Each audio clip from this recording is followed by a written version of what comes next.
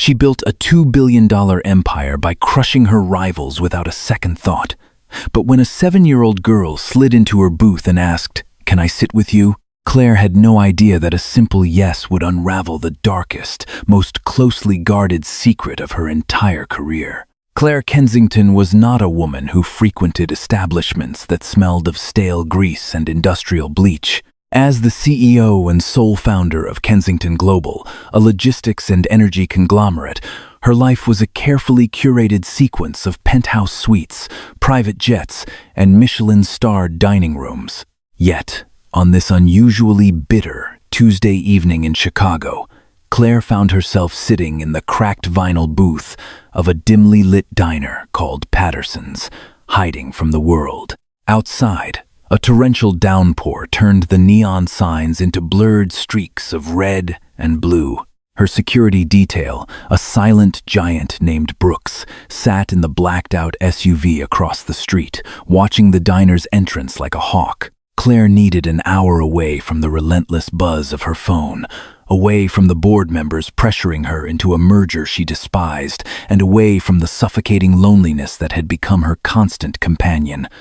She wore a tan cashmere trench coat pulled tight around her shoulders, staring blankly at a lukewarm cup of black coffee. The diner was mostly empty, save for a tired trucker at the counter and a waitress wiping down the pie display. Then, a small voice broke the silence. "Can I sit with you?" Claire blinked, pulling her gaze away from the rain-lashed window.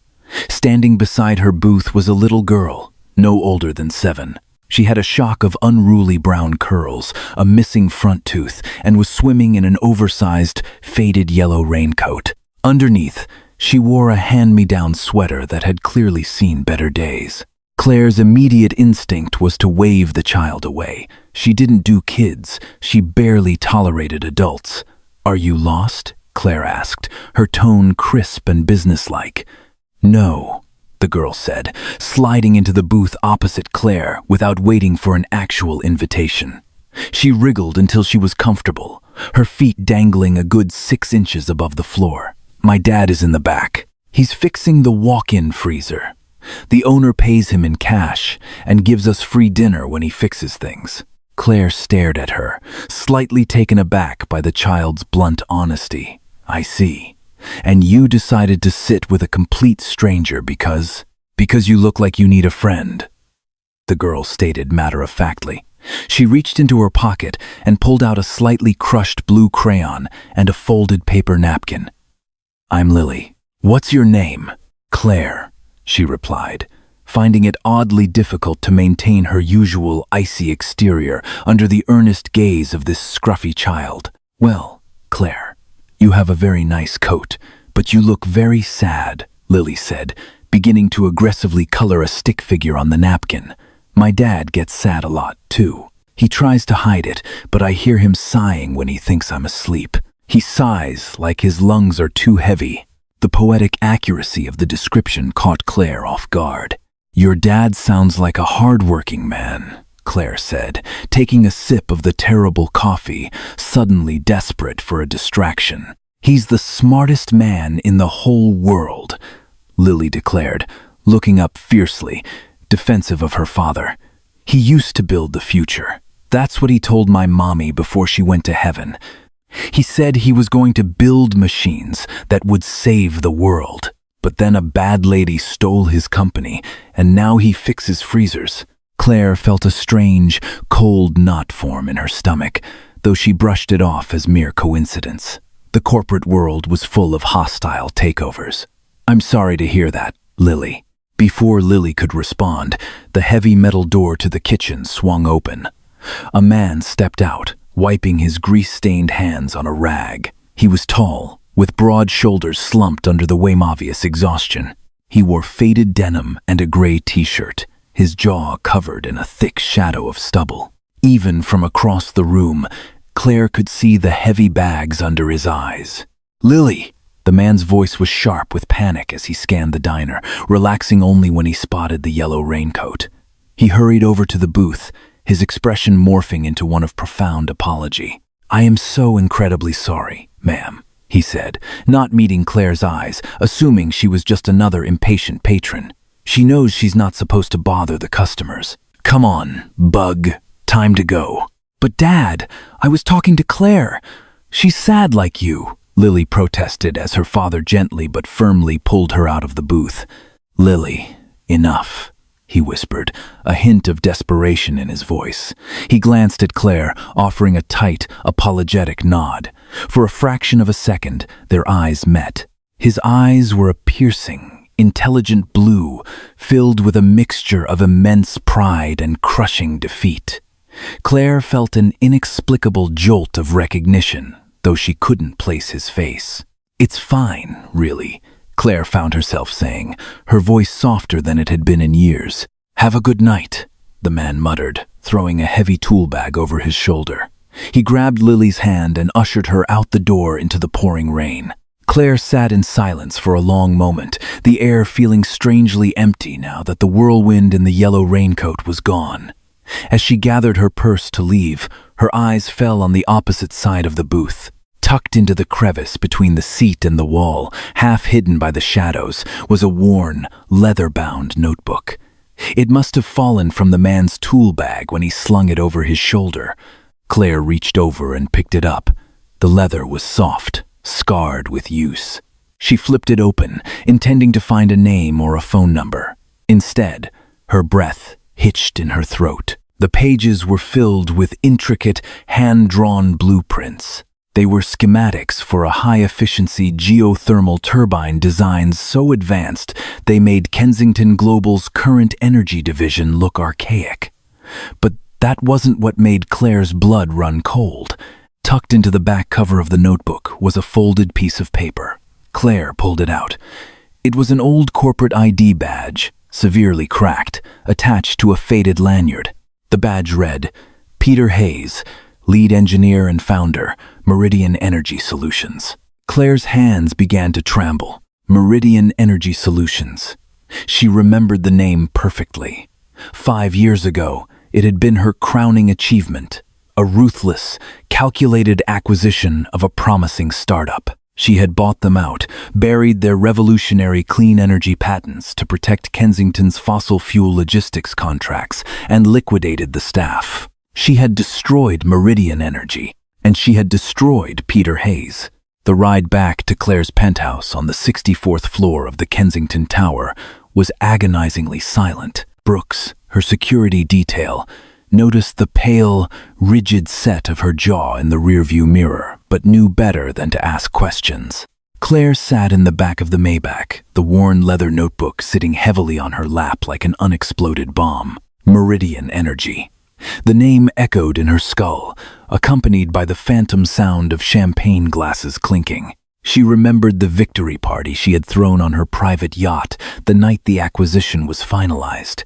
Her chief operating officer, Thomas Wright, had laughed about how cheaply they had acquired the startup, remarking that the founders were naive idealists who didn't know how to play in the big leagues. Claire had smiled then. She had considered it a brilliant strategic maneuver. It was just business. Collateral damage was a line item on a spreadsheet, an unfortunate but necessary byproduct of corporate growth. But collateral damage didn't normally have missing front teeth and wear oversized yellow raincoats. Collateral damage didn't normally sit in diners coloring on napkins, talking about how their father sighed because his lungs were too heavy. As soon as she entered her penthouse, bypassing the panoramic views of the Chicago skyline, she walked straight to her study. She poured herself 2 fingers of Macallan 25, her hands still visibly shaking. Call Arthur, she instructed her smart home system. The phone rang twice before a gravelly voice answered. Miss Kensington, it's midnight. Arthur Pendleton was her director of corporate intelligence, a sanitized title for a man whose job was to dig up dirt, bury scandals, and track down anyone Claire needed found. I need a complete dossier, Arthur. And I need it by 6 a.m., Claire demanded, skipping any pleasantries. Peter Hayes, formerly the founder and lead engineer of Meridian Energy Solutions. We acquired them 5 years ago. Meridian. Right. The geothermal boys.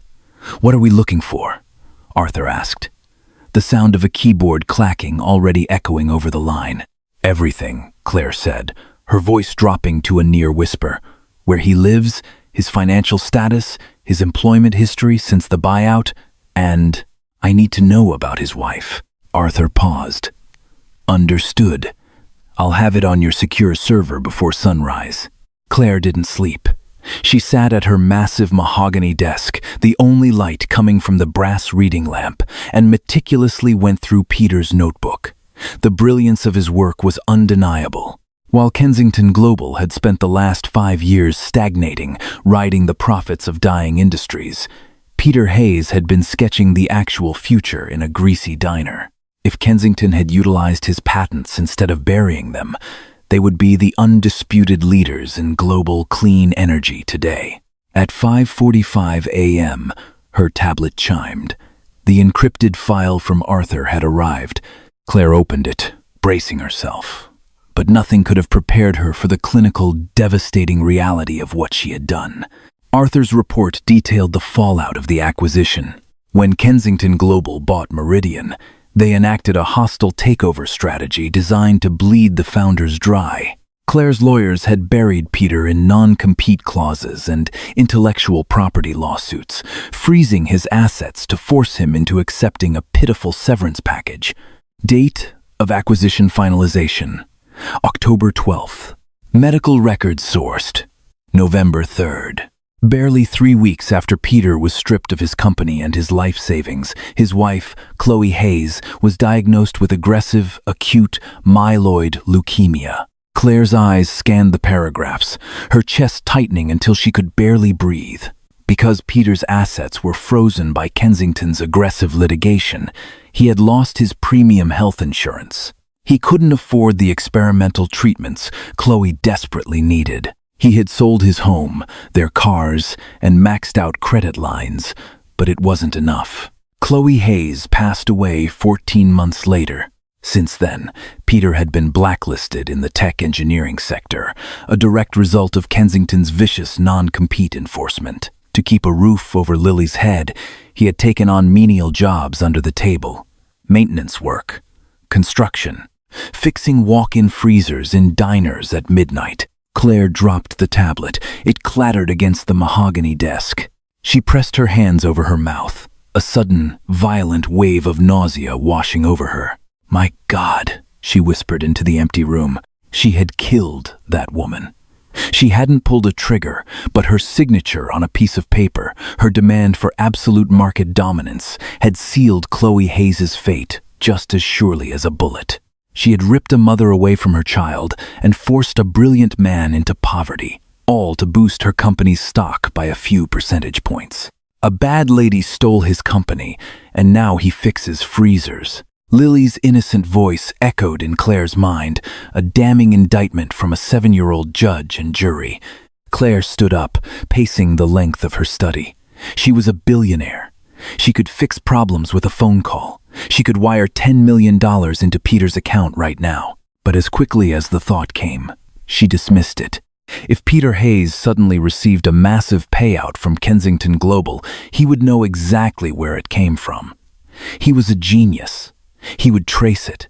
And a man who had lost his wife and his dignity to Claire Kensington wouldn't accept her money. He would see it for what it was: blood money. Guilt money. He would tear up the check and throw it in her face. No, throwing money at this wouldn't work.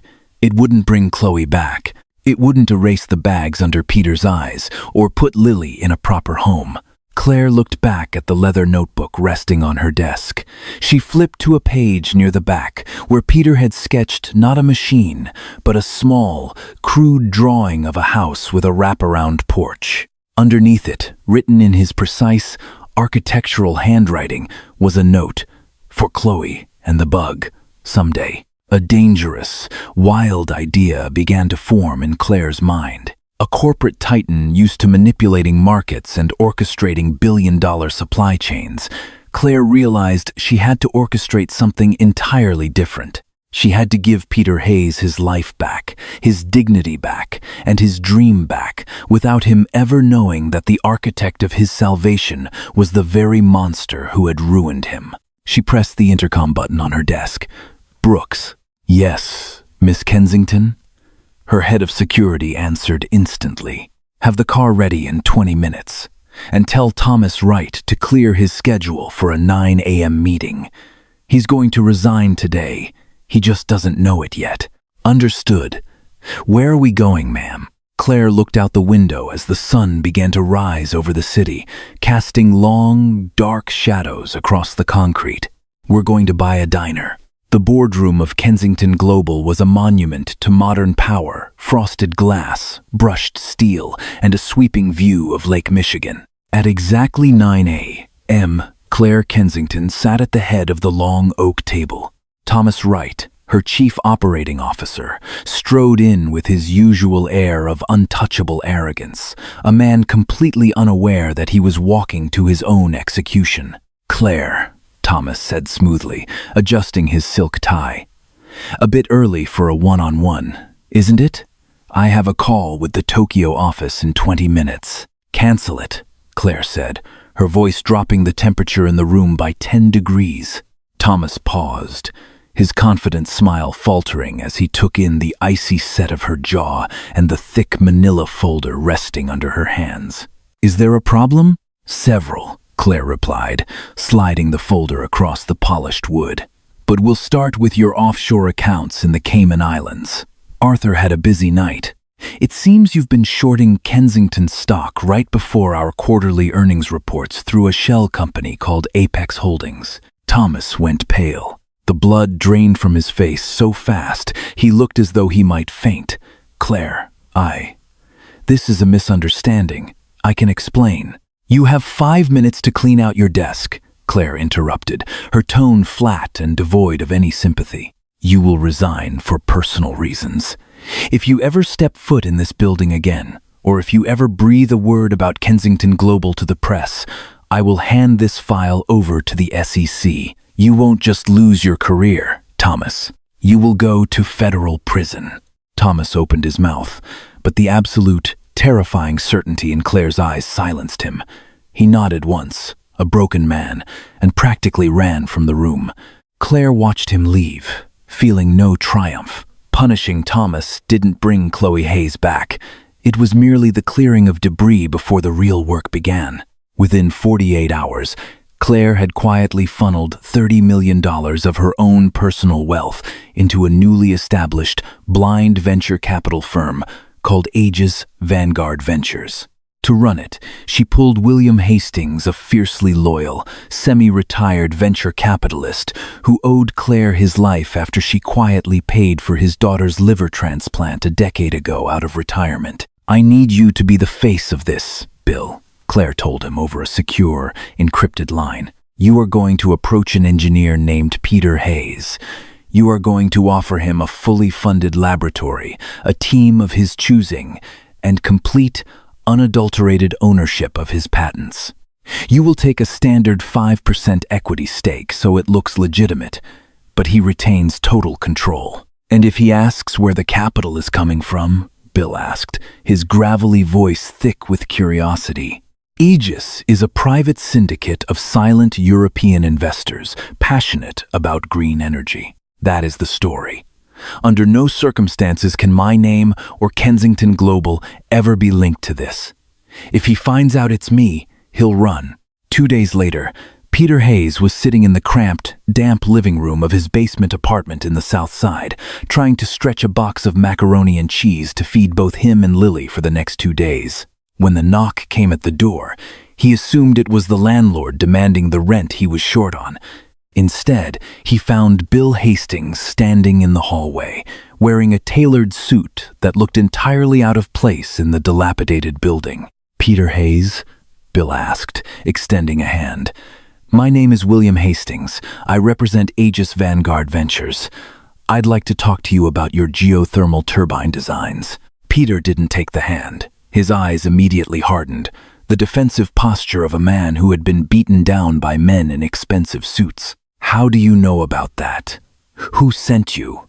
If Kensington sent you to finish the job, you can tell them I have nothing left to take. I have no love for Kensington Global, Mr. Hayes, Bill said smoothly, stepping fully into his role. My backers are European. We specialize in finding brilliant minds that the American corporate machine chewed up and spat out. We know what happened with Meridian Energy.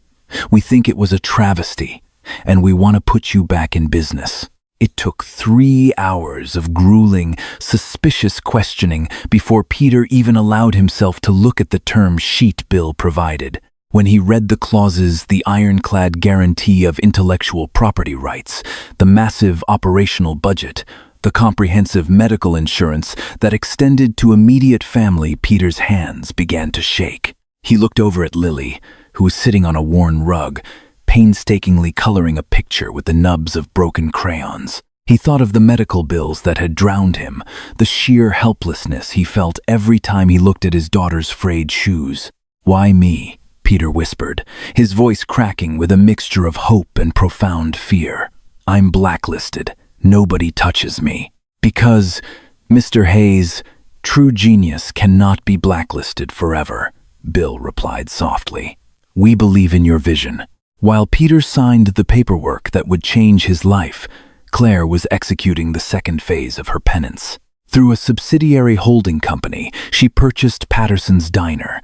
She kept the original owner, a gruff woman named Maria, as the manager, but instituted a few quiet changes. Claire began visiting the diner every Tuesday evening, sitting in the same cracked vinyl booth. A week after Peter signed with Aegis, he was no longer fixing freezers, but Lily still occasionally came to the diner with Maria's teenage daughter, who babysat her while Peter was pulling late nights setting up his new laboratory. "Claire!" Lily shouted one rainy evening, sliding into the booth exactly as she had the first time.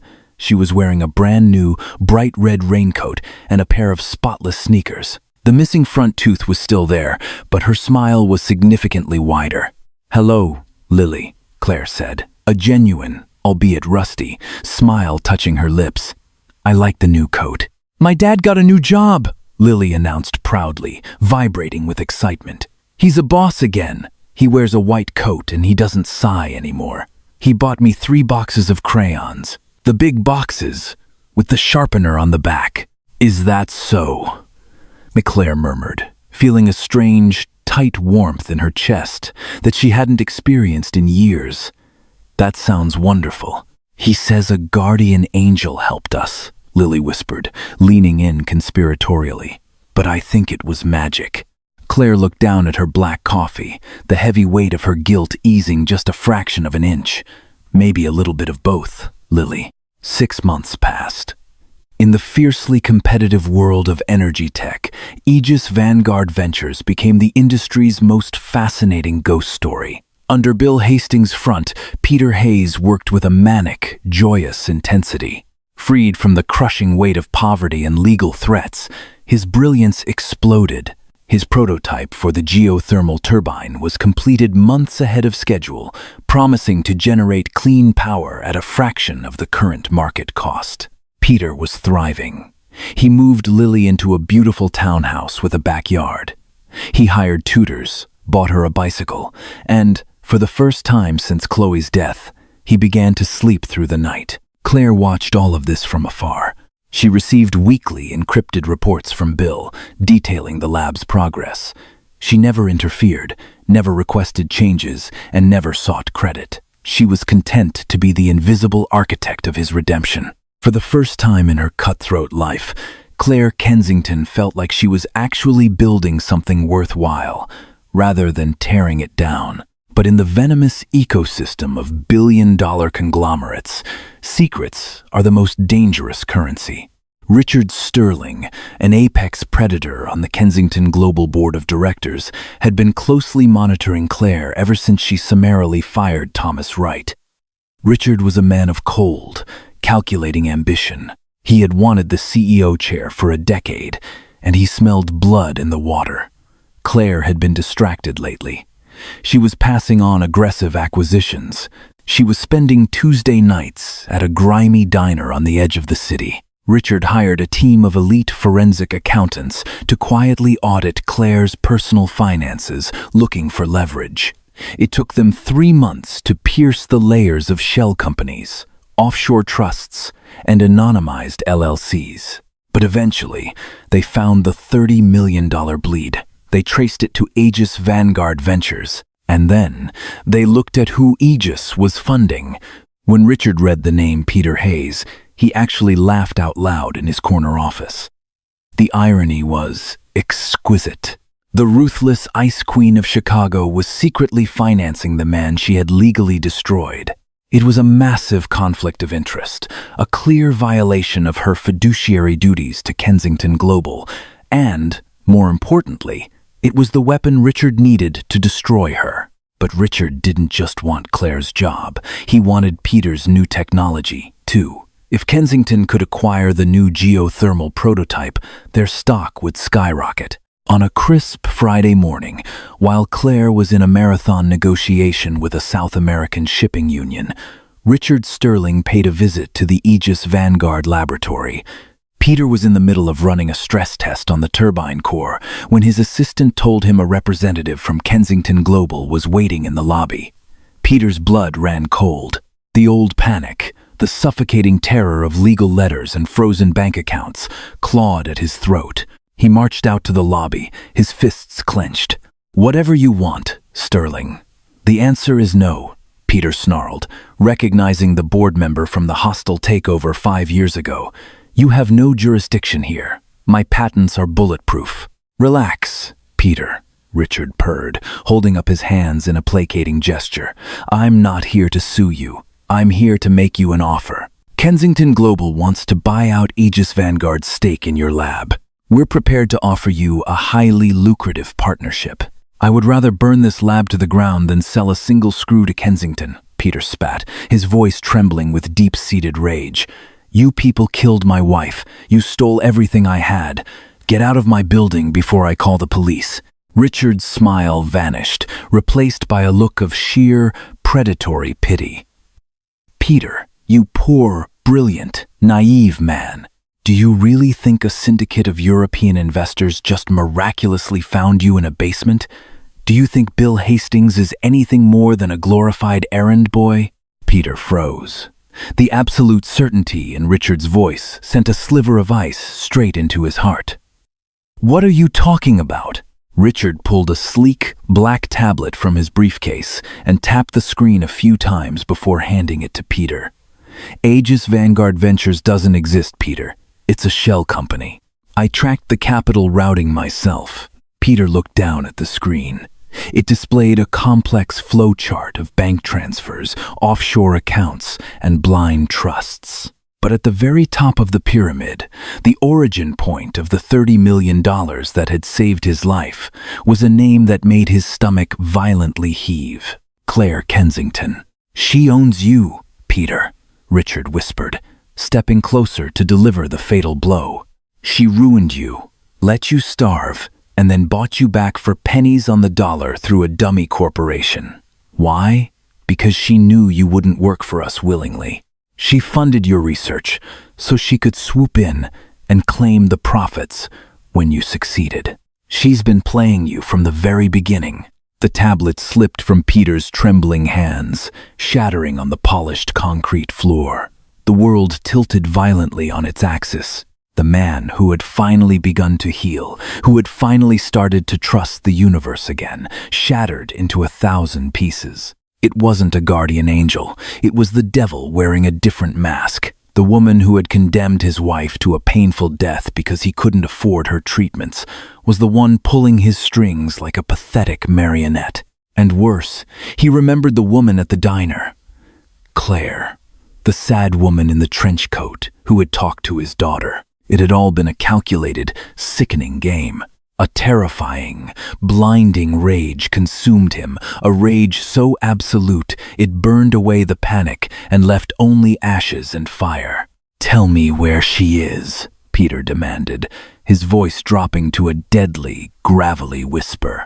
"She's at the Kensington Tower," Richard replied, stepping back, immensely satisfied with the explosion he had just orchestrated. "Top floor." Peter didn't grab his coat. He didn't tell his team he was leaving. He walked out into the freezing wind, his vision swimming with red. 50 minutes later, the heavy oak doors of Claire's penthouse office were violently thrown open. Brooks, the giant security detail, was immediately on his feet, reaching for his sidearm, but Claire, looking up from her desk, froze. Peter Hayes stood in the doorway, breathing heavily, looking like a man who had come to commit a murder. His eyes, usually bright with intellect, were hollow, black pits of fury. "Brooks, stand down," Claire commanded, her heart plummeting into her stomach. She knew instantly by the look on his face. The ghost was no longer a secret. "Leave us," she ordered her security guard, her voice trembling slightly. Brooks hesitated, looking at the wild-eyed engineer, before slowly backing out and closing the door behind him. The silence in the massive office was deafening. Claire stood up, her perfectly tailored suit suddenly feeling like a suit of armor that was far too heavy to wear. Peter took 3 slow, deliberate steps toward her desk. He didn't yell. When he spoke, his voice was a broken, agonizing rasp that cut deeper than any scream ever could. "You killed my wife, Claire." Peter's voice, raw and ruined, echoed in the cavernous penthouse office. "You killed my wife, Claire." Claire Kensington didn't flinch. She didn't retreat behind her massive mahogany desk, nor did she reach for the panic button hidden beneath it. She simply stood there, absorbing the absolute, devastating truth of his words. The ruthless CEO who had spent her entire career dodging accountability finally stopped running. "I know," Claire whispered, her voice trembling but clear. Peter stopped dead in his tracks. He had expected denial. He had expected her to summon an army of corporate lawyers, to bury him in technicalities about market forces and collateral damage. Her immediate surrender threw him completely off balance. "You know," he shouted, the veins in his neck bulging. He slammed his fists onto her desk, sending a crystal paperweight clattering to the floor. "You stripped me of my company. Because of your non-competes, my assets were frozen." Chloe was admitted to Northwestern Memorial Hospital, and they denied her the experimental trial because our insurance lapsed. She died in agonizing pain while you were throwing victory parties on a yacht. Tears, hot and unfamiliar, finally spilled over Claire's lower lashes. "Peter, if I could give you my own life to bring her back, I would do it right now. I didn't see you. I didn't see Chloe.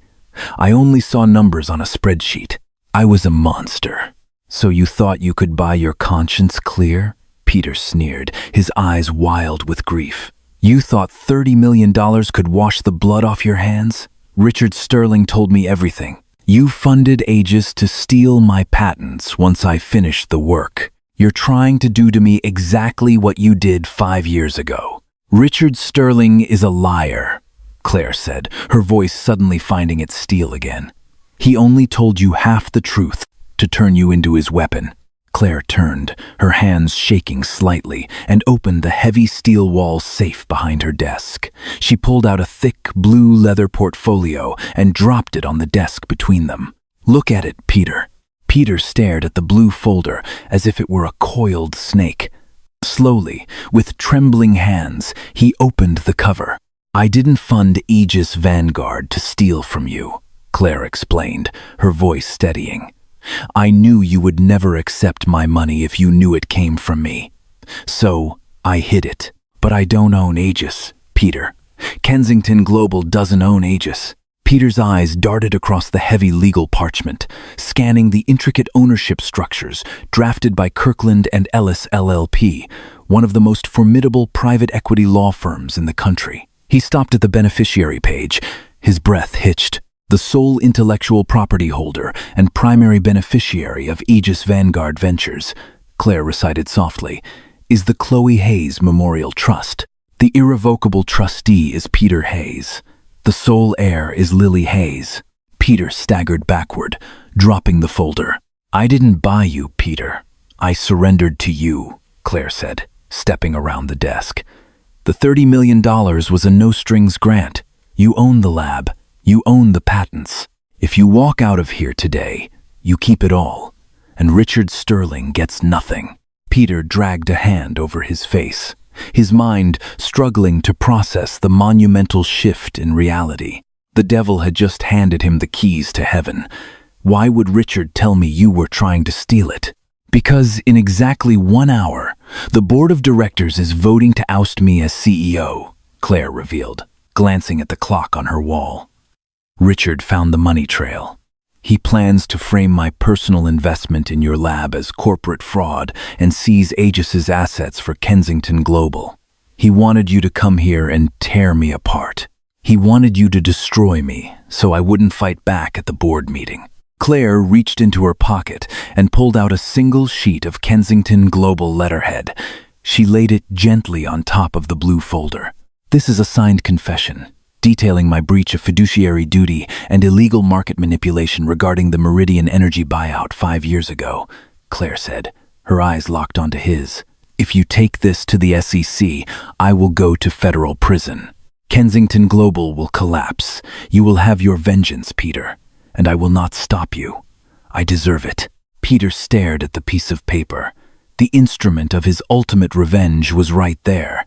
He could press a button and obliterate the woman who had caused him so much agony. He thought of the cold, sterile room at Northwestern Memorial. He thought of Lily crying in the dark. He looked up at Claire.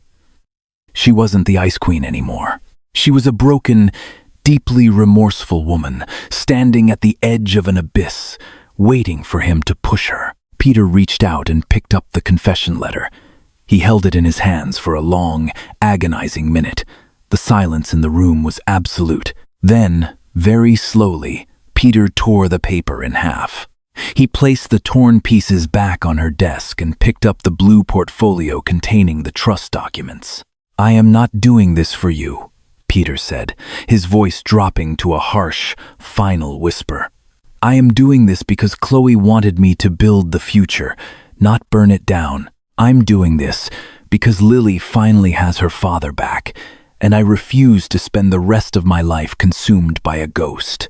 Claire let out a shuddering breath, her knees nearly giving out. If you ever come near my daughter again, Peter warned, his blue eyes flashing with a fierce, protective light, I will ruin you. I understand, Claire whispered. Peter turned his back on the billionaire CEO and walked out of the penthouse, the heavy oak doors closing behind him with a definitive thud.